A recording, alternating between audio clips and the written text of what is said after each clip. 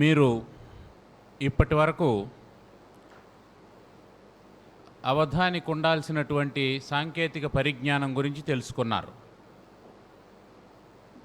అవధానానికి ఉపయోగపడేటువంటి అనేకమైనటువంటి గ్రంథాలు,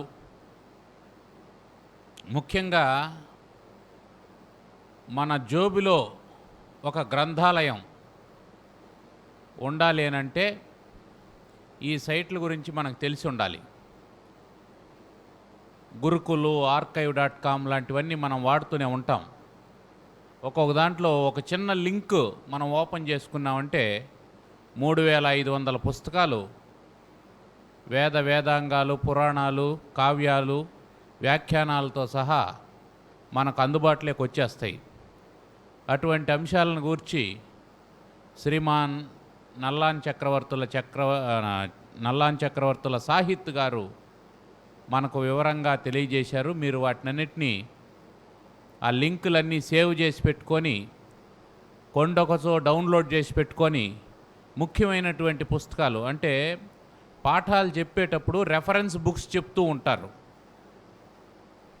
కొన్ని నిఘంటువుల పేర్లు, పుస్తకాల పేర్లు, గ్రంథాల పేర్లు వాటిని చెప్పినప్పుడు ఆయా రెఫరెన్స్ పుస్తకాలు మీరు నోట్ చేసుకొని, మళ్ళీ అవి మీకు ఆ వెబ్సైట్లో దొరుకుతున్నాయా లేదా అని ఒకసారి చూసుకొని, దొరికేటట్టయితే డౌన్లోడ్ చేసి సేవ్ చేసి పెట్టుకోవడం, ఫిజికల్గా కావాలనుకున్నప్పుడు డౌన్లోడ్ చేసి ప్రింటౌట్ చేసి పెట్టుకోవడం, ఇట్లాంటివన్నీ చేయడం సాధారణంగా మనకు అవసరం. అవి చేస్తూ ఉన్నారంటే మనకు తెలియకుండానే మనకు లైబ్రరీ సెట్ అయిపోతుంది. అన్నిసార్లు గురువులు అందుబాటులో ఉండరు, కానీ పుస్తకం మనతో కూడా ఉండడం అనేది చాలా అవసరం. అటువంటి అద్భుతమైన తరగతిని విన్నారు. అటు తర్వాత ఇప్పుడు మనకు డాక్టర్ జంధ్యాల సుబ్బలక్ష్మి గారు మనతో పాటే ఉన్నారు. వారు అచ్చతెనుగు శతావధానం చేసినటువంటి ఏకైక మహిళా శతావధాని. అంటే అనేకమైనటువంటి రచనలు చేసినటువంటి వారు, నాటకాలు రచించినటువంటి వారు, కావ్యాలు రాసినటువంటి వారు. వారి నాటకాలు దాదాపు 30కి పైగా పద్య నాటకాలు ప్రదర్శితమైనవి. అదేవిధంగా సాంఘిక నాటకాలు రాసినారు. అటువంటి వారు ఇప్పుడు మనకు అచ్చతెనుగు ఎలా మనకు కావ్యాల్లో ఉపకరిస్తుంది అనేదాన్ని కాకుండా, మనకు అవధానానికి అచ్చతెనుగుకు ఏమిటి అనుబంధం అనేటువంటి అంశం మీద, దాన్ని ఎలా సమన్వయం చేసుకోవాలి అనేటువంటి అంశాల మీద మనకు సమగ్రంగా తెలియజేస్తారు. ఇప్పుడు వారిని వేదిక మీదకి రావాల్సిందిగా సప్రశ్రయంగా ఆహ్వానం పలుకుతూ ఉన్నాను. డాక్టర్ జంధ్యాల సుబ్బలక్ష్మి గారు వేదిక మీదకి వస్తారు.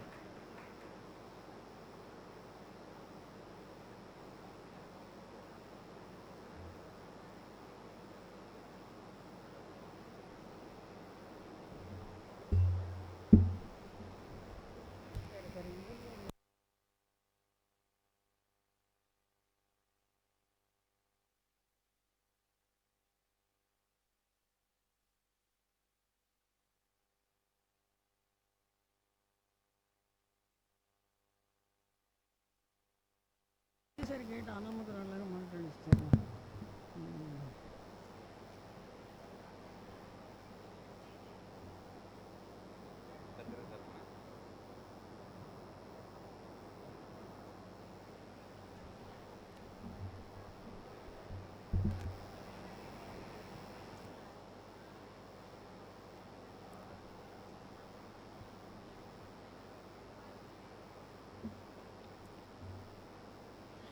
గుజ్జురూపువాని కుడుములుండ్రాళ్లను బొజ్జ నిండ మిక్కి మురియువాని ఎలుక తేరు నెక్కి ఎల్ల జగమ్ముల బ్రోచువాని కొలుతు ముందుగాను. ఈ జగం ఏంటండి? జగం సంస్కృతం కాదా అనదు, జగత్తి సంస్కృతం. జగత్ జగదానందకారక, జగత్ కళ్యాణ, ఇట్లా ఉంటుంది, కానీ జగ కళ్యాణం, జగ ఆనందకారక, జగానందకారక అట్లా ఉండదు. కాబట్టి జగత్ అనే సంస్కృత శబ్దం, జగము తెలుగు శబ్దం, అందుకు జగము వాడాను. అయితే ఇప్పుడు మనకు తెలిసినంత వరకు రెండే భాషలు కనిపిస్తున్నాయి. ప్రాకృతం అనేది మనం పెద్ద స్మరించడం లేదు దాని గురించి. సంస్కృతం, తెలుగు రెండే కనిపిస్తున్నాయి. మధ్యలో ఈ అచ్చు తెలుగు ఏంటంటే గోళ నాకు అర్థం కావడం లేదని మీరు అనుకోవచ్చు. ఇప్పుడు మనం తెలుగు మాట్లాడుతున్నాం కదా, అన్నం తిన్నావా? అన్నం తెలుగేనా? మరి అన్నం తిన్నావా అంటున్నాం కదా, తెలుగులోనే అంటున్నాం కదా అన్నం తిన్నావా అని. ఆరోగ్యం బాగుందా? విశ్రాంతి తీసుకుంటున్నావా? నా సహాయం నీకు కావాలా? ఇవన్నీ సంస్కృత పదాలే. ఇవన్నీ కాకుండా అచ్చ తెలుగు పదాలు మనం బయటికి తీయాలి. ఎందుకు తీయాలి అని అంటే, మనకు ఒక మూలమైనటువంటి ఒక సంస్కృతి ఉంది. ఆ మూలమైనటువంటి సంస్కృతి నుంచి వికసించినటువంటి సంస్కృతిలో మనం ఉన్నాము. అది మనము ఎంత ఎదిగినా మన బేస్, మనం ఎక్కడి నుంచి మూలం వచ్చామో,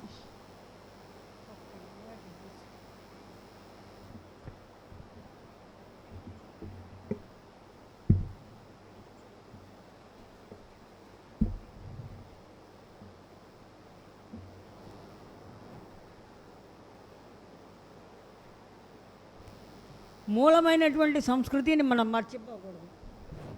అయితే ఇప్పుడేదో ఇది ప్రదర్శన కోసం అచ్చ తెలుగు అనడం కాదంటే తెలుగు పదాలలో, అంటే అచ్చ తెలుగు పదాలలో ఎన్ని రకాలు ఉన్నాయి? మనకు మామూలుగా చూస్తూ ఉంటాం, ఈ టీవీ యాంకర్లు ఏం చేస్తుంటారు, చాలా బాగుంటుందండి, చాలా చాలా చక్కగా. ఈ చా ఏంటి, చక్కగా ఏంటి? చాజాలు తెలుగులో లేవు, అంటే అచ్చ తెలుగులో లేవు. ఇప్పుడు మనం వాడుతున్నది ఏంటనంటే తత్సమాలని తెలుగు అంటున్నాం, తద్భవాలని అచ్చ తెలుగు అంటున్నాం. తద్భవాలు దేశీయాలు, గ్రామ్యాలు, వాటిని కలుపుకొని అచ్చ తెలుగు అంటున్నాం. తత్సమాలని తెలుగు అంటున్నాం. ఈ తెలుగు అనేది కూడా ఈ మధ్య సాధ్యమైనటువంటి భాష అయింది. సాధ్యం అంటే సాధింపబడిన భాష. అది వరకు ఆంధ్ర భాష ఉండేది. ఆంధ్ర భాష అనేది అవిభక్త రాష్ట్రంలో ఉండింది. ఇప్పుడు ఆంధ్ర అనేసరికి ఓహో ఆ రాష్ట్రానికి సంబంధించింది కాబట్టి ఇది తెలుగు మనది అన్నట్లుగా వీళ్ళు తెలుగు ఆంధ్ర అనే శబ్దాన్ని అటుకు తోసేశారు. అది కాదు, సంస్కృత తెలుగు సమ్మిశ్రమైనటువంటి భాష ఆంధ్ర భాష. భాషలు ద్వేషించకూడదు, మనుషులు ద్వేషించుకోవచ్చు కావాలంటే. అయితే ఏంటనంటే ఈ చా జాల్ అనేవి బాగా వచ్చేసాయి. ఇప్పుడు మనకు తత్సమంలో చాజాలు ఉన్నాయి, తద్భవంలో చాజాలు లేవు, చా జానే ఉన్నాయి. ఈ చాలా బాగుంది అనేది పోయి చాలా బాగుంది చావగొట్టారు. ఏంటిది? ఒకడు బాగా తన్నులు తిని హాస్పిటల్లో పడున్నాడు. హాస్పిటల్లో పడి ఉంటే ఫ్రెండ్స్ వెళ్ళారు చూడడానికి. ఒరే నేను ఈ స్థితిలో చూస్తుంటే మాకు చాలా జాలీగా ఉందిరా అన్నారు అనుకో. అంత జాలీగా ఉంది, వీడు తన్నులు తిని హాస్పిటల్లో పడి ట్రీట్మెంట్ తీసుకుంటుంటే జాలీగా కాదు కదా, జాలీగా ఉంది. మైక్ అక్కడ పెట్టి నన్ను తీసుకొచ్చి, వైర్లెస్ కాదు, ఉండని ఏదైనా పర్వాలేదు, వినపడడం ముఖ్యం. అంత జాలీగా ఉండదు కదా. జాలీగా అంటే చాలా సంతోషంగా, ఆంగ్ల పదాలు మనం నిరభ్యంతరంగా వాడేస్తున్నాం. ఇక చాలు అనేదాన్ని అనుకుంటే చాలు ఈ చాలు ఏంటో నాకు తెలీదు. కొన్ని చోట్ల ఒక్కొక్కసారి అది చాలా అభ్యంతరకరమైనటువంటి అసభ్యమైనటువంటి అర్థాలు కూడా వస్తాయి. అమ్మాయిలు మాట్లాడేటప్పుడు చాలా జాగ్రత్తగా వాడాలి. ఏదో చెప్పారంటే చాలా అసహ్యమైనటువంటి అర్థాలు వస్తాయి. కాబట్టి ఇవి ఏంటనంటే మనం తెలుగు అని చెప్పుకునే వాటికన్నా అక్షరాలు తక్కువగా ఉన్నాయి అచ్చ తెలుగులో. అసలు అచ్చ తెలుగు అవసరం ఏంటి అని అంటే, మనకు సంస్కృతి మూలం ఎక్కడి నుంచి వచ్చింది? మనం అమ్మ వరుసలు, బాబు వరుసలు, అమ్మ, అయ్య, అప్ప, అక్క, అన్న, అత్త, మామ, తాత, ముత్తాత, చిన్నాన్న, పెదనాన్న, ఇవి బాబు వరుసలు. అంతేగాని పితృవ్య ఏంటి ఇంకా ఇట్లా మనం మాత ఇట్లా పిలవడం లేదు. పిలిస్తే కృత్రిమంగా అనిపిస్తుంది, ఆ సహజత్వం అనేది కనిపించదు. కాబట్టి వావి వరుసలు ఎలా ఉన్నాయి తెలుగులో అవి గమనించాలి. అవి సహజంగా ఉంటాయి అన్నమాట. సహజంగా ఉంటాయి కానీ కృత్రిమంగా అనిపించేటువంటి ఈ సినిమాలలో వాడుతుంటారు పితుహు పితుహు అనుకుంటూ. ఏంటనంటే వాడికి అది ఒక జబ్బులాగా వాడు. తర్వాత ఇల్లు, ఇంటి పరిసరాలు ఇవి మనకు చాలా అవసరం. ఇల్లు గృహము అనొద్దు, ఇల్లు వాకిలి, గడప, తలుపు, కిటికీ, గోడ, మేడ, బావి, నీరు, చెరువు ఇట్లాంటి పదాలే అనుకోవాలి తప్ప ప్రతిదీ నది సంస్కృతం, నది తెలుగు కాదు. ఇట్లాంటివి ఎక్కువగా వాడకూడదు అని అంటే వాడవచ్చు, కానీ ఏంటనంటే అవి తెలుగు పదాల్లో కలిపి ఉభయభ్రష్టత్వం చేయకూడదు. అందుకని మనకు పూర్తిగా నేటివిటీ కావాలని అంటే, తెలుగుదనం కావాలంటే ఈ అచ్చ తెలుగు పదాలను ఎక్కువ వాడడం నేర్చుకోవాలి.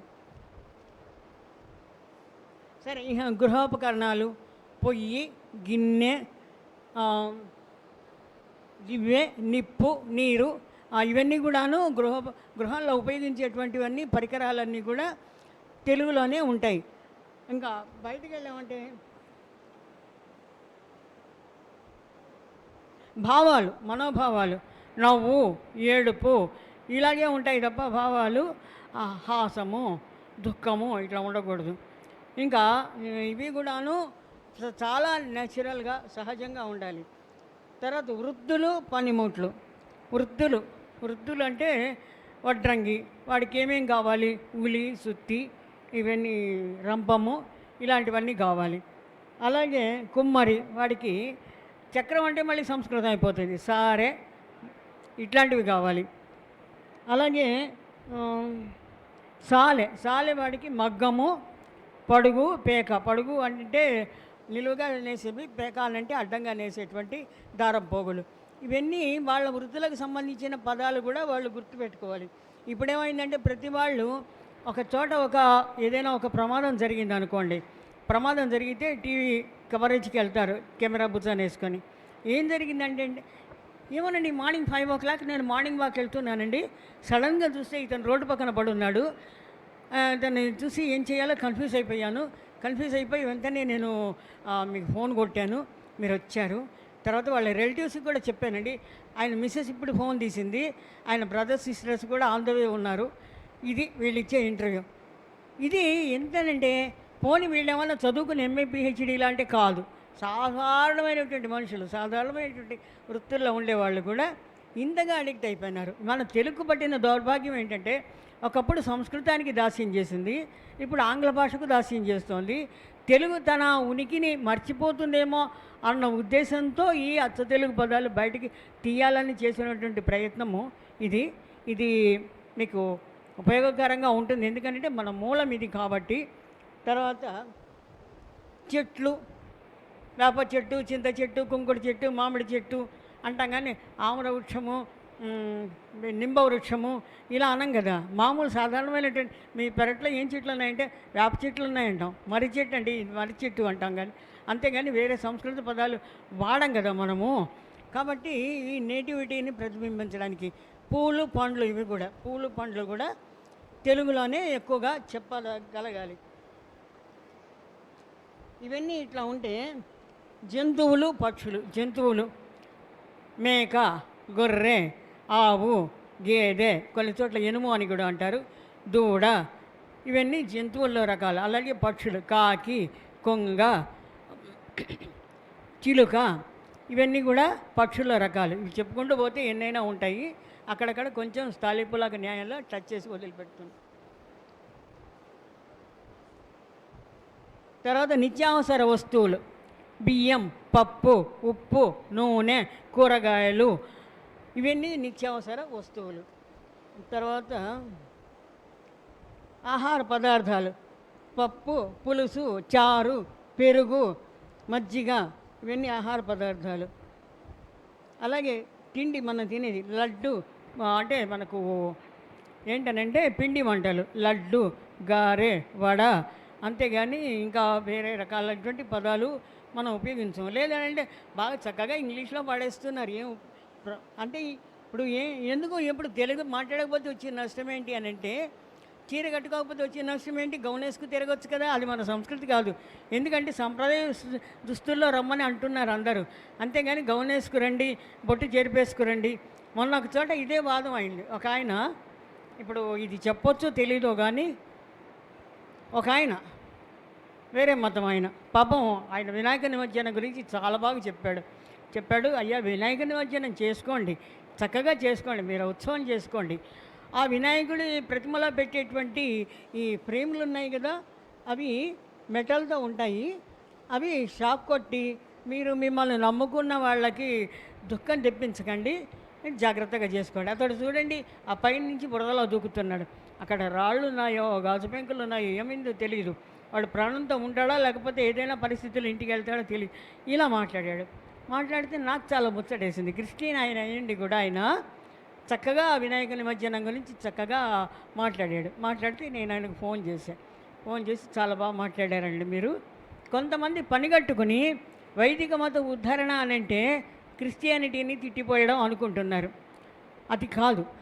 నేను అన్నాను, ఆ దేవుడు ఆ రూపంలో ఆ దేశంలో ఉద్భవించాడు, అంతేగాని ఇప్పుడు మన ఇండియాలో ఉద్భవించిన దేవుడే ప్రపంచంలో ఉద్భవించాలని అదే పేరుతో ఉండాలని లేదు కదా. కానీ ఎక్కడ బాధ కలుగుతుందంటే వీళ్ళందరినీ నేను, ఒక ఆయన అంటాడు మీ దేవుడు చెట్లకు మేకులు వేసి కొట్టిన శవము అది ఇది అని మాట్లాడతాడు. తప్పు కదా, అలా అనకూడదు కదా. అంటే వీళ్ళందరికీ నేను పాఠం చెప్పగలను. కానీ ఏంటంటే నాకు ఒక చోట బాధ వేస్తుంది. ఏంటంటే మీ వాళ్ళు కొంతమంది పాంప్లెట్లు పట్టుకొని ఇంటింటికి తిరిగి అక్కడ మా మతంలోకి మారండి అని చెప్తున్నారు. కొంతమంది ప్రభావితమై మతం మారుతున్నారు. ఒక అమ్మాయి ఏడ్చేసింది, యూట్యూబ్లో మెసేజ్ పెట్టింది. ఏంటంటే మా అమ్మగారు ప్రభావితం అయిపోయి బొట్టు పెట్టుకోదు, నెత్తి మీద ముసుగు, మెళ్ళ మంగళసూత్రం లేదు, చేతుల గాజులు లేవు, తెల్ల చీర కట్టుకుంటుంది, గడపకు పసుపు కుంకుమ లేవు, ఇంట్లో దేవతార్చన లేదు అని చెప్పేసి ఆమె వాపోయింది. అంటే మీరు అనొచ్చు, ఒకవేళ మా ఆడవాళ్ళు కూడా ఇట్లాగే ఉన్నారు కదా అని అంటే, మీకు అది అలవాటు, మా ఇళ్ళల్లో అది అలవాట్లేదు, మహాలక్ష్మిలాగా ఉండడం మా అలవాటు అని చెప్పి. అంటే ఎందుకుంటున్నానంటే ఎవరి సంప్రదాయాన్ని వాళ్ళు కాపాడుకోవాలి. వాళ్ళ సంప్రదాయం అది, వాళ్ళకు అలవాటైంది వాళ్ళు కాపాడుకొని మన సంప్రదాయాన్ని మనం కాపాడుకోవాలి. ఇలాగే ఇప్పుడు జబ్బులు మనకు జ్వరం అనేది తెలుగు కాదు. జ్వరం వచ్చింది అంటాం, కానీ జ్వరం తెలుగు కాదు. దగ్గు, జలుబు ఇవన్నీ కూడా తెలుగే, కానీ జ్వరం తెలుగు కాదు. ఎందుకంటే బాణాసురుడి కథలో శివజ్వరం వచ్చింది, విష్ణు జ్వరం వచ్చింది అంటే ఏంటంటే ఒక ఇన్ఫెక్షన్స్ ఏమో చేశారనమాట. వాళ్ళు బ్యాక్టీరియాని ఏదో రిలీజ్ చేసి వాళ్లకు బ్యాక్టీరియా ఆ పవర్ తోటి వాళ్లకు జ్వరం వచ్చేలాగా చేశారు. బాణాసురుడు కృష్ణుడితో యుద్ధం చేస్తున్నప్పుడు వాళ్ళకి శివజ్వరం వచ్చింది, వీళ్ళకి విష్ణు జ్వరం వచ్చింది అని చెప్తారు. అంటే బహుశా నేను అనుకోవడం ఒక అంటువ్యాధి లాంటిది, ఒక వైరస్ లాంటిది క్రియేట్ చేసి వదిలిపెట్టారేమో అని అనిపిస్తుంది. ఇంకా ఇవి ఇట్లా ఉండగా పశువులకు వచ్చే వ్యాధులు ఉంటాయి. పశువులకు వచ్చే వ్యాధులు ఆ పాపం నోరు తెరిచి చెప్పలేవు నాకు ఈ వ్యాధి అని. ఏదో గాలి కుంటు వ్యాధి, గొంతు నొప్పి వ్యాధి, పొలుగు వాపు వ్యాధి ఇలాంటివి ఉంటాయి. కొన్ని పశువులైనా కొంచెం బాధపడతాయి, నరుస్తాయి. చెట్లు అది కూడా అరవలేవు కదా. వాటిని గమనించి, వాటి వ్యాధులను కూడా గమనించి, వాటిని నేటివిటీలో ఏమంటారో. ఇప్పుడు ఇంకొకటి ఉంది, ఇప్పుడు వృత్తుల్లో ఉన్నవాళ్ళు, వైద్య వృత్తిలో ఉన్నవాళ్ళు, వాళ్లకు అక్కడ లోకల్గా ఉన్నటువంటి భాష తెలిసి ఉండాలి. ఎందుకనంటే 24 గంటల కడుపు నొప్పి అంటారు. అయ్యా నాకు 24 గంటల కడుపు నొప్పి వచ్చింది అయ్యా, కుడి పక్క అంతా పీకేస్తోంది అని అంటే 24 గంటల కడుపు నొప్పి ఏంటి అని అన్నాడు అనుకో ఆ డాక్టర్, వీడు 24 గంటలు అయిపోతుంది, వీడు వెళ్ళిపోతాడు. అపెండిసైటిస్ని 24 గంటల కడుపు నొప్పి అంటారు పల్లెటూళ్ళల్లో, అది డాక్టర్కి తెలిసి ఉండాలి. అలాగే ఐఏఎస్ కలెక్టర్స్ ఉంటారు, వాళ్లకు కూడా అక్కడ లోకల్గా ఉన్నటువంటి భాష తెలిసి ఉండాలి. లేకపోతే ఏమవుతుంది, రైతులు వచ్చి వాళ్ళ బాధలు చెప్పుకుంటారు, ఇంకెవరో వచ్చి వాళ్ళ బాధలు చెప్పుకున్నప్పుడు అప్పుడు ఐఏఎస్ వాళ్ళని గమనించండి, వాళ్ళు ఏ రాష్ట్రంలో ఉంటే ఆ రాష్ట్ర భాష నేర్చుకుంటారు, తప్పకుండా నేర్చుకుని రైతులతో మాట్లాడాలంటే, సామాన్యులతో మాట్లాడేటప్పుడు ఆ భాషలోనే మాట్లాడతారు. అవన్నీ వాళ్ళకు అవసరం, డాక్టర్లకు కానీ ఐఏఎస్ ఆఫీసర్లకు కానీ ఇవన్నీ అవసరం. ఇంకా మందులు, పసుపు, అల్లం ఇవన్నీ మనకు సాధారణంగా ఇండ్లలో లభించేటువంటి ఔషధాలు. పసుపు, అల్లం, శొంఠి తెలుగు కాదు కదా, శొంఠి రాదు కదా తెలుగులో, మహాప్రాణం రాదు, శొంఠి ఉంటుందేమో. తర్వాత వెల్లుల్లి వేప ఇవన్నీ కూడా మనకు క్రిమి సంహారకాలుగా ఉంటాయి, ఆరోగ్యానికి కూడా చాలా మంచిది. ఇంకా మనోభావాలు, ఏడుపు అవన్నీ చెప్పాం. పొగడ్తలు, పొగడేటప్పుడు కూడా అచ్చ తెలుగులో పొగడొచ్చు. అన్నా ఎంత మంచివాడివి నువ్వు అనొచ్చు. అంతేగాని వాడిని సంస్కృతంలో పొగిడితే వాడికి అర్థం కాకపోతే వీడు తిడుతున్నాడా తెలియదా అని తెలియకుండా పోతుంది. పొగిడేటప్పుడు కూడా అచ్చ తెలుగులో పొగిడితే వాడికి ఆహా నన్ను ఎంత చక్కగా పొగిడాడు అని అర్థం అవుతుంది. ఈయన మనం వింటూ ఉంటాం, ఒక రాజకీయ నాయకుడు చెప్తుంటాడు, అన్నాతి కూడా హరుడగు అన్నాతిని కూడకున్న అసురగురుండవు అన్నా తిరుమల రాయుడు కన్నొక్కటి లేక ఎన్న కౌరవపతి. ఇందులో చాలా సంస్కృత పదాలు ఉన్నాయి. కానీ ఆ రాజును, గుడ్డి రాజును కూడా పొగడాలంటే ఇలా పొగిడాడు అని చెప్తూ ఉంటారు. ఆ తర్వాత ఆమె ముఖం నిండు చందమామలా ఉంది, ఆ మొగము నిండు చందమామలా ఉంది అని అనాలి. అంతేగాని ఆమె ముఖం చంద్రబింబమును పోలి ఉన్నది అని అంత అక్కర్లేదు. అట్లా దీవెనలు, నీ బంగారుగాను, నీ కడుపు చల్లగా, ఇవన్నీ దీవెనలు. తిట్లు కూడా ఉంటాయి. తిట్లు ఎట్లా ఉంటాయి? నీ అమ్మ కడుపు మాడ, నీ అమ్మ కడుపు మాడ అంటే నీకు ఆయుష్క్షీణంగాను అని అర్థం. ఇంకా చవట, నాప, ఇట్లాంటివన్నీ కూడా తిట్ల కింద వస్తాయి. అదేదో ఒక చిత్రంలో ఎవరిని చూచి నవ్వేవంటే చవట, నాప, శుంఠ, ఎవరిని వాడిని చూచి నవ్వానంటే చవటాయను నేను, నీకన్నా పెద్ద చవటాయను నేను అని ఇద్దరు పోటీ పడతారు. అది కొంచెం హాస్యం కోసం ఉన్నటువంటి సన్నివేశం. ఇంకా సామెతలు, జాతీయాలు, నానుడులు. ఇంట గెలిచి రచ్చ గెలువు. ఉల్లి చేసిన మేలు తల్లి కూడా చేయదు. కడుపు కాల్చుంటే నోరు నవ్వినట్లు. ఓడలు బండ్లు అవుతాయి, బండ్లు ఓడలు అవుతాయి. కాకి పిల్ల కాకికి ముద్దు. వాడి చేతికి ఎముక లేదు. చేతికి ఎముక లేకుండా ఎలా ఉంటుంది అంటే ఏంటి? చెయ్యప్పుడు ఇలా వంగి ఉంటుంది అంటే దానాలు ఎక్కువగా చేస్తుంటాడు. ఇవి జాతీయాలు. కాలికి బుద్ధి చెప్పు. జాతీయాలు అంటే ఏంటనంటే ఇంకొక భాషలోకి మనం అనువదించలేము వాటిని. కాలికి బుద్ధి చెప్పు అనేది teacher lesson to your leg అనేది అట్లా ట్రాన్స్లేట్ చేయలేం. కాబట్టి కాలికి బుద్ధి చెప్పడం అనేది. తర్వాత కళ్ళు కాయలు కాచేలా ఎదురు చూస్తున్నాము. అడుగులకు మడుగులొత్తడం. తలలో నాలుక, ఇది హరిశ్చంద్రలో కూడా ఉంది. తలలో నాలుకగా మెలంగుము నెలంతా పిన్నలను పెద్దలను అని హరిశ్చంద్రుడు చంద్రమతిని కలకౌశికుడికి అమ్మినప్పుడు ఆమెకు బోధన చేస్తాడు. అట్లాగే కృష్ణరాయవారం ఘట్టంలో కూడా తలలోని నాల్కలు అచ్యుతనకు కూర్చువారు అని కృష్ణుడు పాండవుల గురించి చెప్తాడు, సంధివాక్యాల గురించి చెప్తూ. నానుడులు, ఊరు పొమ్మంటుంటే కాళ్ళు రమ్మంది, కాటికి కాళ్ళు దాచుకుని. కందకు లేని దురద కత్తిపీటకి ఎందుకు? నోరు మంచిదైతే ఊరు మంచిదవుతుంది. ఇవన్నీ కూడా నానుడులు. ఇంకా అలంకారాలు కూడా ఉంటాయి. అలంకారాలు కూడా తెలుగులో మామూలుగా మనము ఉపమాలంకారం అంటే ఆమె ముఖం చంద్రబింబంలా ఉంది, లేదా తెలుగులో చెప్పాలంటే ఆమె మొగము చంద్రుని బోలి ఉన్నది, చంద్రుని బోలి ఉన్నది అని చెప్పొచ్చు. జాబిలిని బోలి ఉన్నది అని చెప్పొచ్చు. అదే ప్రతిపాలంకారం అంటే ఉపమానం ఉపమేయం కానీ తిరగేస్తే ప్రతిపాలంకారం అవుతుంది.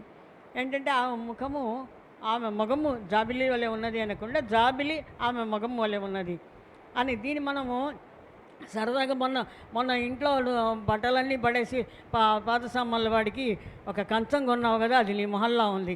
ఈ ప్రతిపాలంకారాలు ఇళ్లలో ఎక్కువ వాడుతుంటారు. అది నీ మొహల్లా ఉంది, ఇది నీ మొహల్లా ఉంది, ఇది నీ మొహల్లా ఉంది అని.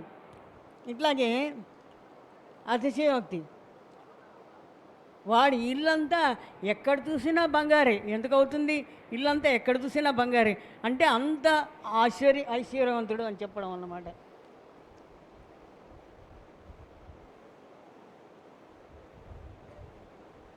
ఆ తర్వాత పాటల్లో కూడా అంత్యప్రాస ఉంటుంది.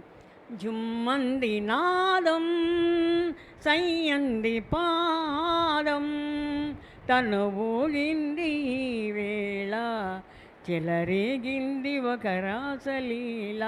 ఇందులో కొన్ని సంస్కృత పదాలు ఉన్నాయి, కేవలం అంత్యప్యాస కోసమే చెప్పాను. తర్వాత మనం ఎక్కువగా మనుషుల్ని పక్షులతో పోలుస్తుంటాం. పక్షులతో పోలుస్తే ముక్కు పచ్చలారని పిల్లలు, ముక్కు పచ్చగా ఉంటుంది, మనిషి పిల్లలకు ఉండదు కదా. ఎందుకంటే పక్షి పిల్లలకు ముక్కు పుట్టినప్పుడు ఇట్లా చదునుగా ఉంటుంది, ఇట్లా పల్చగా, అది కొంచెము లైట్ పసుపు రంగులో ఉంటుంది. కాబట్టి ముక్కు పచ్చలారని పిల్లలు. రెక్కాడితే కానీ డొక్కాడదు, రెక్కలు మనుషులకు ఉండవు కదా, అది కూడా పక్షితో పోల్చడం. తర్వాత ఏ గూటి చిలక ఆ గూటి పలుకు పలుకుతుంది. ఇలా ఇవన్నీ ఏంటనంటే దిక్కులేని పక్షులు, రెక్కలు వచ్చి వెళ్ళిపోయినారు. ఇట్లా మనం పక్షులతో పోల్చుకుంటూ ఉంటాం. ఏంటనంటే ఇంగ్లీష్లో అయితే dogs, under dogs under dogs అంటే డౌన్ ట్రెడన్, అణగదొక్కబడిన వారు. తెలుగులో అయితే మనము పక్షులతో పోల్చుకుంటుంటాం. ఇంకా కొన్ని పదాలు సంస్కృతంలో ధ్వనిస్తుంటాయి కానీ అవి తెలుగు పదాలు. అవేంటంటే ఆరాటము, పోరాటము, కారము. కారము అనేది కూడా తెలుగు పదమే. క్షారము అనే దాంట్లోంచి కారం వచ్చింది. కానీ అలంకారం, ఉపకారం, మమకారం వీటిలలో పెట్టి మనం దత్తపది ఇచ్చినప్పుడు ఓహో ఈ కారం కూడా సంస్కృత పదమేనేమో అని అనుకుంటాం. కాదు. అట్లాగే కొన్ని తెలుగు వలె ధ్వనించే సంస్కృత పదాలు ఉంటాయి. కార అంటే చెరసాల, కారావాసం, కారాగృహం అంటాం కానీ చెరవాసం, చెరగృహం అనం కదా. కాబట్టి అవి తెలుగులో ధ్వనిస్తాయి. రోగము అనేది కూడా తెలుగు పదంలాగా అనిపిస్తుంది కానీ వాడికి ఏం రోగం వచ్చింది అంటాం. కానీ రోగం అనేది ప్రజాబాహుళ్యంలోకి వెళ్ళింది కాబట్టి తెలుగు పదం అనిపించవచ్చు కానీ కాదు.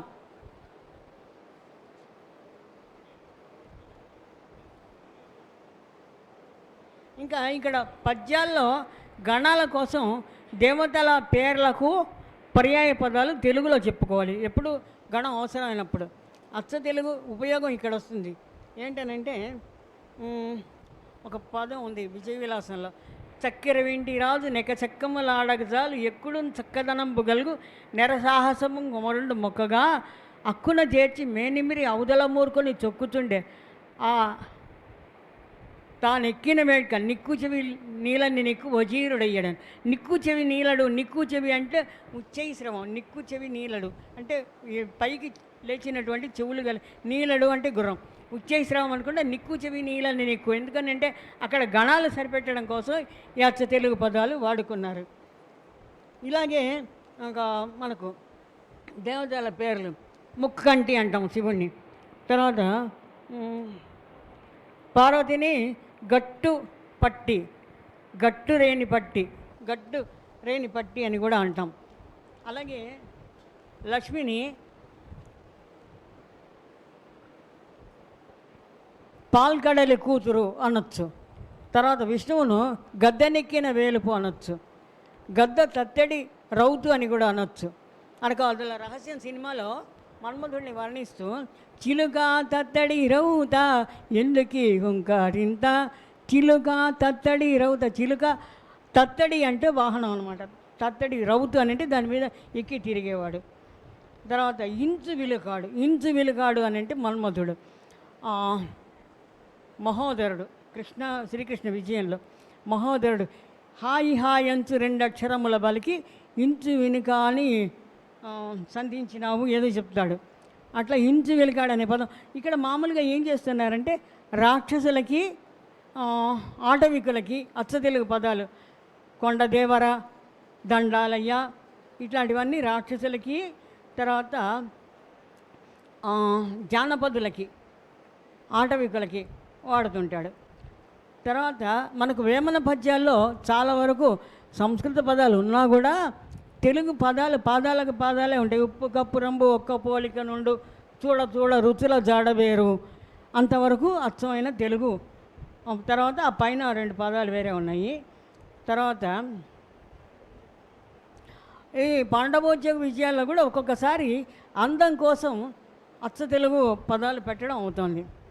నే చాలక కాదు సూవే తినజాలను నెత్తురు కూడు మాధవ అంటాడు ధర్మరాజు. నేను కౌరవులను గెలవలేక కాదు, నెత్తురు కూడా తినజాలను. నెత్తురు కూడు అంటే ఉండేటువంటి ఆ గాంభీర్యము అక్కడ ఆ రక్త భోజనం తింటే అని అన్నట్టు రాదు అట్లా. తర్వాత పోతన గారైతే పద్యాలకు పద్యాలు తెలుగు కనియంగ్రిష్ణుడు సాధునీరము మహాగంభీరము అని రాసిన పోతన గారే పడతీ నీ బిడ్డడు అనేది అచ్చ తెలుగులో. పడతీ నీ బిడ్డడు మా కడవలలో ఉన్న మంచి కాగిన పాల పడతలకు పోసి చిక్కిన కడవల పోనడితే ఆన కలదు, ఆజ్ఞానం ఉందేమో తెలియదు కానీ ఆన కలదో లేదో అనొచ్చు. ఆ తర్వాత రాక్షసులకు వాడే భాషలో దబ్బర కత్తె. దబ్బర కత్తె అంటే మోసకత్తె. ఒక జానపద చిత్రంలో కూడా ఒక రాక్షసికి ఒకటే కన్ను ఉంటుంది, ఇద్దరు రాక్షసులకి. ఈ కన్నుతో వీళ్ళు ఇద్దరు పంచుకొని చూస్తుంటారు. ఇద్దరిని మోసం చేసి నాయకుడు ఆ కన్ను తీసుకుపోతాడు. పోయినప్పుడు ఒక రాక్షసి ఉంటుంది, నువ్వే దబ్బర కత్తెవు. కాదు, నువ్వే దబ్బర కత్తెవు. ఈ దబ్బర అంటే ఏంటి? మోసగత్తె. అట్లాగే మన హరిశ్చంద్రలో కూడా కనుసన్నన్ పలికత్తెలెల్ల ఇరువంకంగొల్ల లంచు జీవనమి కానీ అంటాడు. పనికత్తెలు అనేది కూడా తెలుగు. తర్వాత ఇక్కడ మనకు పాటల్లో ఎక్కువగా లాలి పాటలు, జోల పాటలు, పడవ పాటలు, నాట్ల పాటలు, నోముల పాటలు, వీటిల్లో కూడా మనకు తెలుగు ఎక్కువ కనిపిస్తూ ఉండేది. రామయ్య తండ్రి, ఓ రామయ్య తండ్రి, మా స్వామి వంటి నువ్వేలే రామయ్య తండ్రి, మా నోములన్నీ పండినాయి రామయ్య తండ్రి, అందరినీ దరి చేర్చే మహారాజువే, అద్దరినీ చేర్చమని అడుగుతుండావే, నువ్వు దాటలేక కాదులే రామయ్య తండ్రి, నన్ను ఆ దయ మళ్ళీ సంస్కృతం వచ్చింది అక్కడ, నన్ను దరి చేర్పగా వచ్చావు రామయ్య తండ్రి అనొచ్చు. ఇట్లా ఏంటంటే ఇది కూడా ఒక గుహుడు అనేటువంటి ఒక బోయవాడు రాముడిని పడవలో గంగ దాటించేటప్పుడు చెప్తున్నటువంటి ఇదన్నమాట. తర్వాత ఇంకొకటి చాంగురే బంగారు రాజా అనేది అక్కడ సంస్కృత పదం పడింది. చాంగురే బంగారు రాజా, చాంగురే బంగారు రాజా, మజ్జారే విలుకాడ అయ్యారే నెలరేడ అయ్యారే అయ్యారే నీకే మనసియ్యాలని ఉందిరా చాంగురే, అచ్చమైన సింగపు నడుముంది. అంతా అచ్చ తెలుగులోనే సాగుతుంది. ఒక రాజా అనే పదం ఒక్కటే సంస్కృతం టచ్లో ఉన్నట్లుంది, మనకు రాజా అనేది తెలుగులో లేదు.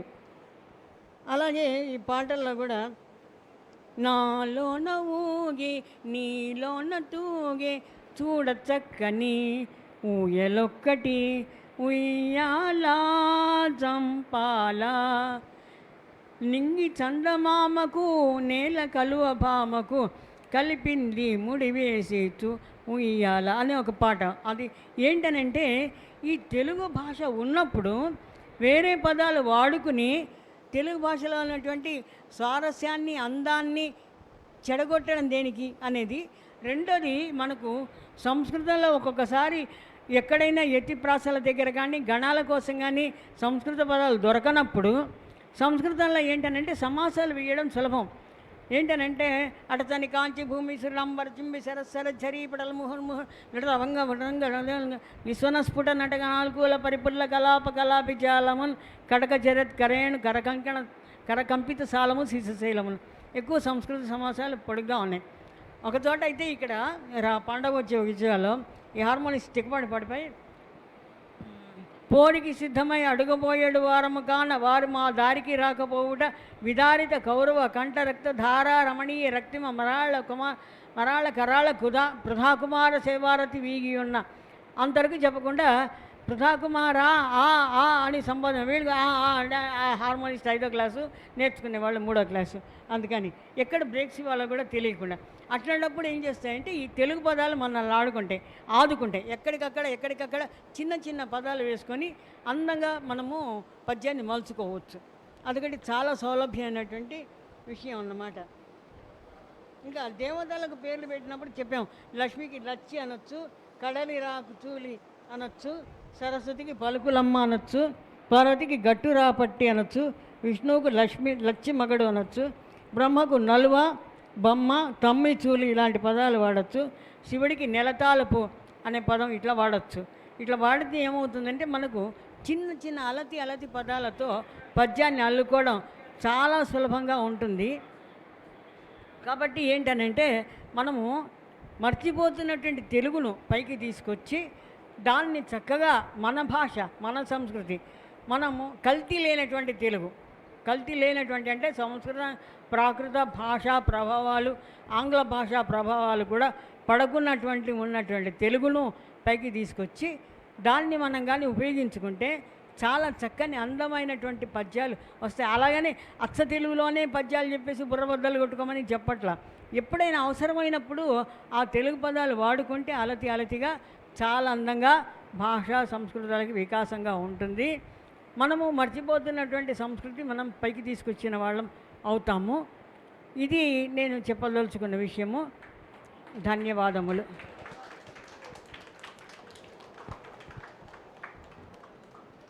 డాక్టర్ జంధ్యాల సుబ్బలక్ష్మి గారు స్థాళీపులాక న్యాయంగా చెబుతున్నానని అంటూనే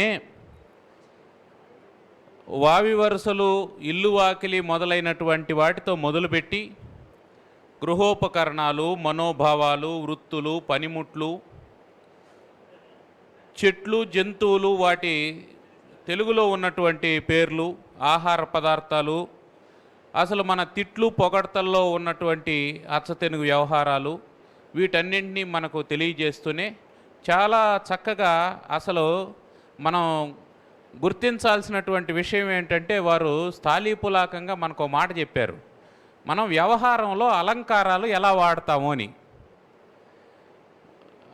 దాని గురించి చెబుతూ ప్రతీప అలంకారాన్ని గురించి చెప్పారు. అంటే ఉపమా అలంకారాన్ని తిరగేసి చెప్తే ప్రతీప అలంకారం అవుతుంది,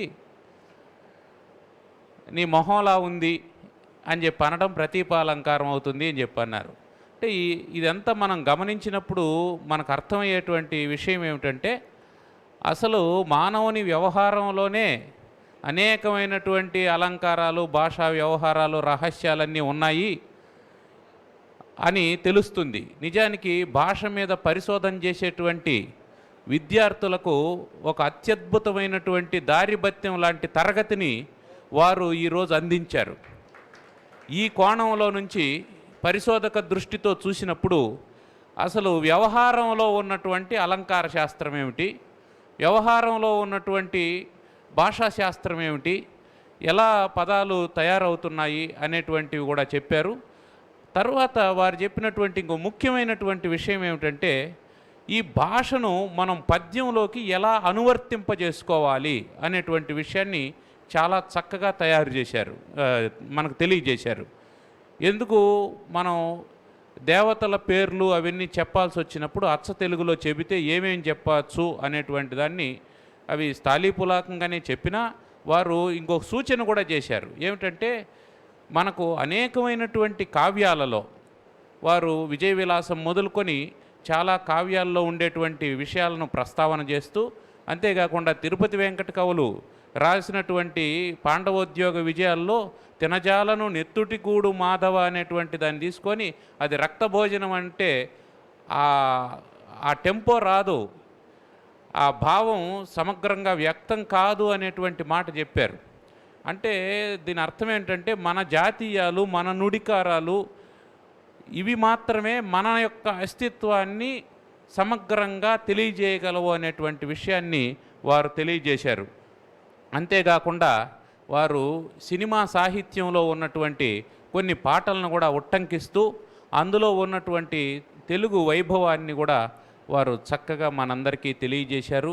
బహుముఖ ప్రజ్ఞాశాలి, అనేకమైనటువంటి నాటకాలు రచించి దర్శకత్వం చేసి స్వయంగా నటించినటువంటి వారు.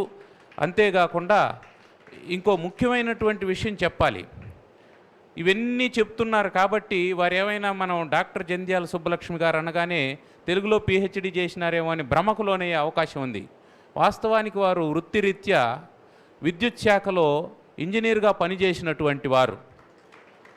అంతటి విదుషీమణి వారు మన దగ్గరికి రావడం, మనతో పాటు ఈ 2 రోజులు వారు ఉండి మనకు ఒక అనుగ్రహ భాషణం లాంటి, మనం ఈ రోజు నుంచి మనం మాట్లాడేటువంటి మాటలో అలంకారం ఏముంది అనేటువంటి దాన్ని అధిపనిగా చూసే విధంగా మన ఆలోచన దృక్పథాన్ని మార్చేటువంటి ఒక చక్కని ప్రసంగాన్ని చేసినటువంటి వారికి ఆ, అవధాన విద్యా వికాస పరిషత్ పక్షాన కృతజ్ఞతలు తెలియజేసుకుంటూ వారికి చిరు సత్కారం వారిని స్వీకరించవలసిందిగా కోరుతున్నాం.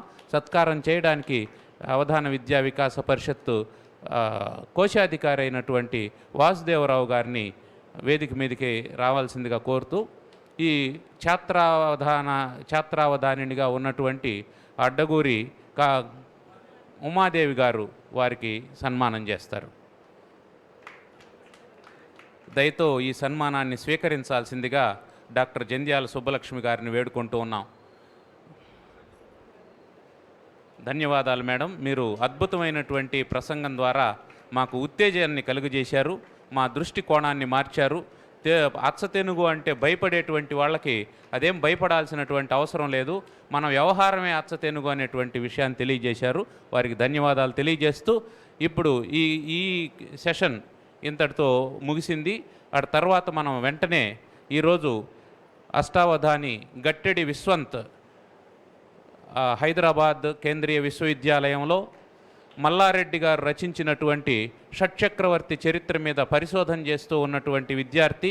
వారు గత శిబిరంలో మన దగ్గర శిక్షణ పొంది గత శిబిరంలోనే సాధనావధానం చేసి ఆ తర్వాత కూడా వేదికల మీద 4-5 అష్టావధానాలు చేసినటువంటి వారు ఈరోజు అష్టావధానాన్ని చేస్తారు. ఈ అవధానానికి ముఖ్య అతిథిగా విచ్చేసినటువంటి శతావధాన సార్వభౌములు డాక్టర్ గౌరీ భట్ల మెట్రామ శర్మ గారు సభలో ఉన్నారు. వారికి స్వాగతాన్ని తెలియజేస్తున్నాం. వారి యొక్క ఆశీర్వాద ప్రసంగంతో ఈనాటి విశ్వంత్ అవధానం నడుస్తుంది. మీరందరూ కూడా ఆ అవధానానికి సకాలంలో విచ్చేయవలసిందిగా కోరుతూ ధన్యవాదాలు.